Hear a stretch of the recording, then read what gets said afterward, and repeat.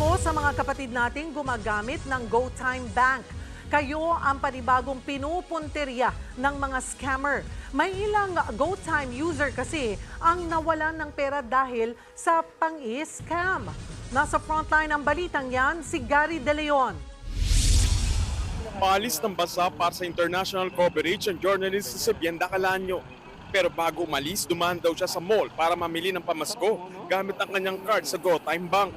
Habang nasa mall, bigla raw nag-text sa kanya ang GoTime at sinasabing pwede niyang i-claim ang 2,000 pesos kapag i-click ang link sa text. Bilang Giorno, alam naman daw niya ang mga scam pero naisahan pa rin siya.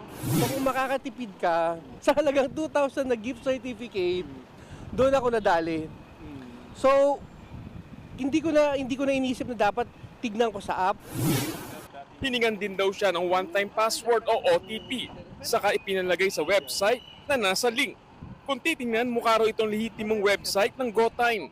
Yung website na imitation ng GoTime, then sinend ko yung OTP, then after ng OTP ko malagay, yun na, dali, 11,800.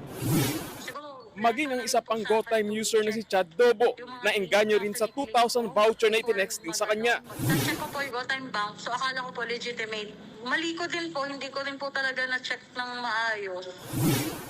Nakuha ng mga scammer ang 24,700 pesos na laman ng kanyang account. Pambayad sana niya yan sa ospital ng kanyang nanay.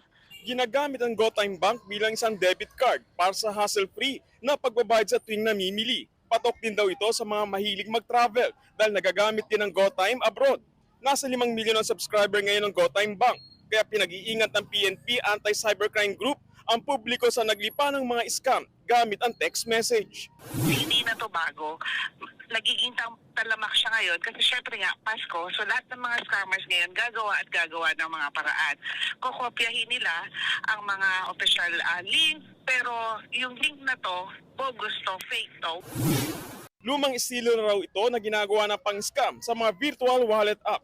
Naglabas naman ng babala ang GoTime sa kanilang social media account.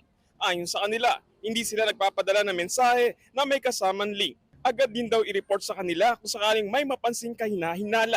Nagbabalita mula sa frontline, Gary De Leon, News 5. Mga kapatid, Cheryl Cosim po, huwag maging huli at maging una sa lahat sa balitaan.